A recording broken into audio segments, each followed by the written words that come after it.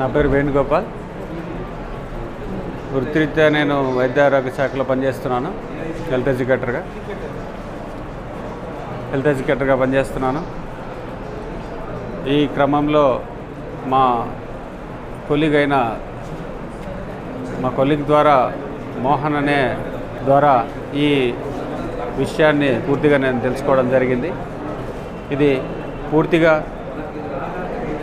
Safety ఉంటుందని మొదట నేను ఆలోచించింది ఏమంటే నా కూతురు యొక్క సేఫ్టీ గురించి ఆలోచించాను. తర్వాత స్టడీస్ ఏంటి, అక్కడ పరిస్థితులు ఏంటి, ఈ విషయాలన్నీ మరి మోహన్ గారు చాలా కూలంకుషంగా చాలా కన్విన్సింగ్గా అక్కడున్న నా బడ్జెట్కి సంబంధించినట్టుగా నేను అక్కడ దాన్ని తీసుకోవాల్సి వచ్చింది.